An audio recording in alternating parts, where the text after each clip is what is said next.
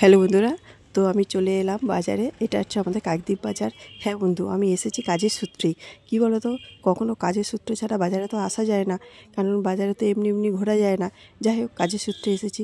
দেখলাম যে কালী পুজোর প্রস্তুতি পর্ব চলছে। আর এইটা জানো তো, আমি শুক্রবার দিন গেছি, আজকে তো শনিবার। তো গতকালের ভিডিও করার শ্যুটটা আজকের তোমাদের আমি সামনে দিচ্ছি। এই দেখো, নার্সারিতে কত চারা গাছ হয়েছে। আর যাই হোক, এরা এখানে গাছপালা লাগায় আবার উঠে চলে যায়। মানুষ বহু দূর থেকে আসে, কেনাকাটা করে। আর আমাদের এটা হচ্ছে বড়মার মন্দির, হ্যাঁ, শ্মশানকালী মন্দির। এখানে আগামী সোমবার দিন থেকে শুরু হয়ে যাবে। খুব সুন্দরভাবে সজ্জিত করে তুলবে এই মন্দির প্রাঙ্গণটাকে।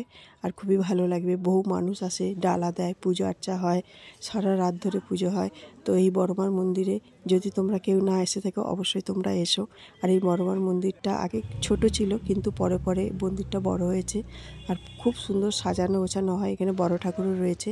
তো কাজ করে সেখান থেকে চলে যাচ্ছে, দেখো রংবাতি, তারাবাতি, মোমবাতি, তারপরে বিভিন্ন ধরনের লাইটিংও রয়েছে। আর কি জানো তো, ছোটোবেলা আমরা রংবাতি জ্বালাতাম, নাহলে চুরচুরিবাতি জ্বালাতাম, লঙ্কা পটকা ফাটাতাম, কিন্তু এখন আর সেসব হয়ে ওঠে না।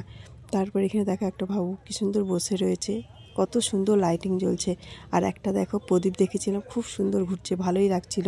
আর কাকদ্বীপ বাজারটা আজকের এত শুনশান, মানে ভাবাই যায় না, এত শান্ত স্নিগ্ধ। অন্য সময় তো বাজারে এপার থেকে ওপারে যাওয়াই যায় না, মিনিমাম 4-5 মিনিট ওয়েট করতে হয়। তারপর সেখান থেকে আমি এখন বাড়ি ফেরার পথে, কিন্তু আরও কিছু কাজ বাকি চলে জানো তো। দেখছি অনেকে বেশ প্রতিমা বিক্রি করছে। আর এই মেয়েটা দেখো, ছোট্ট মেয়ে, একদম বাচ্চা মেয়ে, খুব সুন্দর সব জিনিসপত্র নিয়ে আছে। আমি একটু ভিডিও শ্যুট করে নিলাম। আর এই যে কালী ঠাকুর দেখো বিক্রি হচ্ছে, এই কয়েকটাই দেখেছি আমি, তাই তোমাদেরকে আমি দেখাচ্ছি। আর কাকদ্বীপ বাজারটা দেখা একদম শুনশান। এটা হচ্ছে ট্রাফিক, একদম 4 মাথার মোড়। এত মানে যানজট থাকে যে বলার মতো নয়। আর এই দিদিকে জিজ্ঞেস করলাম যে এই প্রদীপগুলো কত করে। একটা প্রদীপ বললো মাত্র 10 টাকা। কিন্তু 10 টাকা আমার কাছে যেন একটু বেশিই মনে হলো, কারণ আমি কেনাকাটা করলে একটু বার্গারিং করেই কিনি। আমি 10 টাকার একটা প্রদীপ কেন, 1 টাকা দিয়েই কিনবো। তো এইখানে অনেক রকম প্রদীপ রয়েছে, 5 টাকা, 2 টাকা, লক্ষ্মীর ঘট রয়েছে। আর বিভিন্ন ধরনের, কি বলো তো, দিওয়ালি তো বছরে একবারই হয়, তাই প্রচুর মানুষ কেনাকাটা করে। আমি যে কিনি না তা না, আমিও কিনি ছোট ছোট প্রদীপ, সেখানে 1 টাকা করে পিস।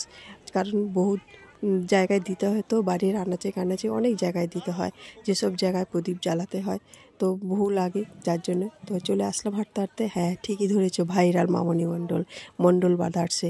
তো দিদিভাইয়ের দোকানে এসেছি। এখানে আসলে কি বলো তো, আমি নিজের পছন্দের থেকে মামনি বোনের পছন্দটাই বেশি প্রাধান্য দিই, কারণ ওর চয়েসটা খুবই সুন্দর। ওই যে গাড়াটা দেখলে না, ওটা আমার শাড়ির ম্যাচিং হঠাৎ করে বের করলো। আর কয়েকটা জিনিস আমি দেখছিলাম, দিদিভাইকে জিজ্ঞেস করছিলাম এটার দাম কত, ওটার দাম কত।